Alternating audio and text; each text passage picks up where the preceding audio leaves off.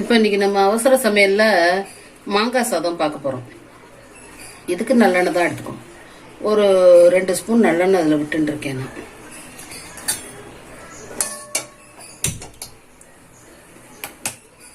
கொஞ்சம் கடுகு, கொஞ்சம் போதும். எல்லாத்துக்குமே கொஞ்சமாக கடுகு போட்டால் போதும்.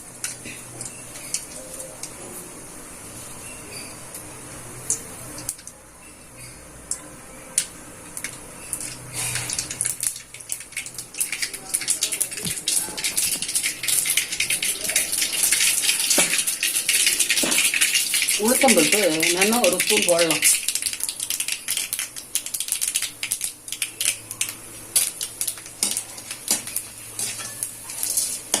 பாதி எந்துன்னு இருக்கும்போது கடலைப்பருப்பு கொஞ்சமாக போட்டால் போகும். அதுவும் ஒரு 3/4 ஸ்பூன் போட்டுக்கலாம்.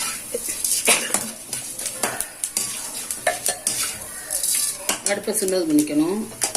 தேவையான அளவுக்கு பெருங்காயம், ஒரு 1/2 ஸ்பூன் பெருங்காயம் போட்டுலாம் போதும். கருவேப்பிலை, அதுக்கப்புறம்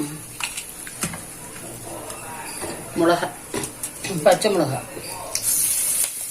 ஒரு 2 மிளகா போட்டுருக்கேன். பச்சை மிளகாயும் போட்டுக்கலாம். பச்சை மிளகா போட்டாலும் நல்லா இருக்கும். நான் பச்சை மிளகா 2 போட்டிருக்கேன். அதுக்கப்புறம் மஞ்சப்பொடி அரைச்சி வச்சிருக்கேன்னு சொன்னேன் இல்லையா, அதை ஒரு 1/2 ஸ்பூன்.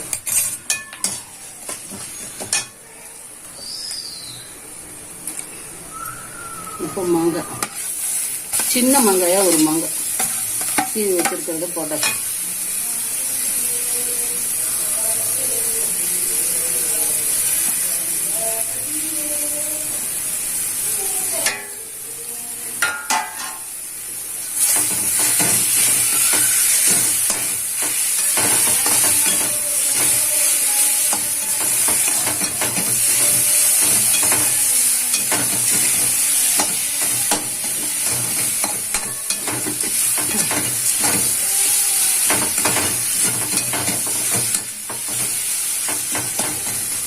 தேவையான அளவு உப்பு போடணும்.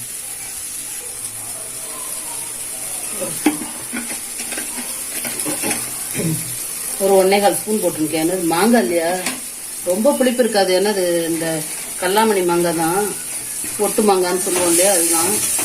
இருந்தாலும் அதுக்குன்னு உள்ள புளிப்பு இருக்கத்தானே செய்யும். அதனால ஒரு 1.25 ஸ்பூன் போட்டுருக்கேன்.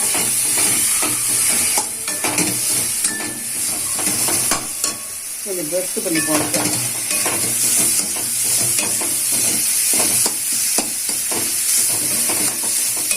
மாங்காய் ரொம்ப நல்லது. வயசு பரட்டல், வாமிட்டு, இந்த மாதிரி இது எல்லாத்துக்குமே ரொம்ப நல்லது இது. ஆனால் கொஞ்சம் சூடு. நம்ம நல்லெண்ணெய் குத்திருக்கோம் இல்லையா, அதனால அது சூடெல்லாம் அதில் அடிக்கிட்டு போயிடும்.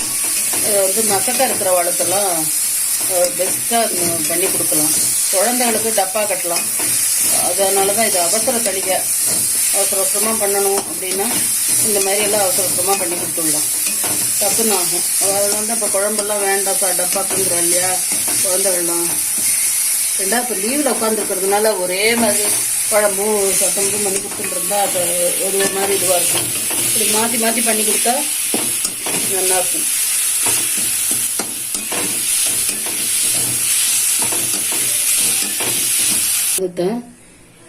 சாதம் ஒரு 2 கரண்டி 3 கரண்டி சாதம் ஒரு 3 கரண்டி போட்டுருக்கேன். அதுக்கு கொஞ்சம் நல்லெண்ணெய் குத்திக்கணும். இதில் குத்திருக்கோம், இருந்தாலும் இதுலேயும் குத்தும்போது தான் நல்லா பொல பொலன்னு உதிர்ந்துக்கும். ஒரு 1/2 ஸ்பூன் வெந்தயப்பொடி. இதை நேற்றுக்கே வறுத்து உங்களை பொடி பண்ணி எடுத்து வச்சுக்கோங்கன்னு சொல்லியிருந்தேன் இல்லையா. வெந்தயத்தை நல்லா வறுத்து பொடி பண்ணி நம்ம இப்படி எடுத்து வச்சுட்டுறணும் மொத்தமாக. வேணுங்க போதெல்லாம் அப்போ தான் யூஸ் பண்ணிக்க முடியும். போட்டுருக்கேன். அன்றைக்கே உங்கள்கிட்ட சொல்லியிருந்தேன் இல்லையா, வெந்தயத்தை தனி வெந்தயமாக எண்ணெய் இல்லாமல் போட்டு நல்லா வறுத்து பவுடர் பண்ணி எடுத்து வச்சுக்கோங்க அப்படின்னு சொல்லியிருந்தேன் இல்லையா. அந்த மாதிரி மொத்தமாக வெந்தயப்பொடி பண்ணி வச்சுட்டேன்னா இப்போ இந்த மாதிரி நாளைக்கெல்லாம் யூஸ் பண்ணிக்கலாம். இப்போ அந்த வெந்தயப்பொடியை தான் நான் ஒரு 1/2 ஸ்பூன் போட்டிருக்கேன். போட்டு இப்போ நல்லா சாத்த உதிர ஆற வச்சுருக்கேன்.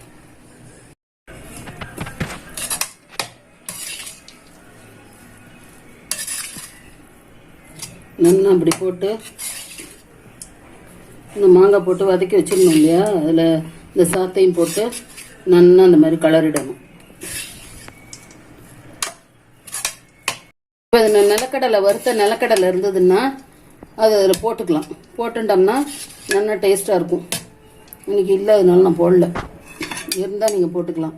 சரி, இனிமேல் வரப்போகிறது மாங்காய் சீசன் தான். பண்ணி சாப்பிட்டுட்டு எப்படி இருந்ததுன்னு சொல்லுங்க.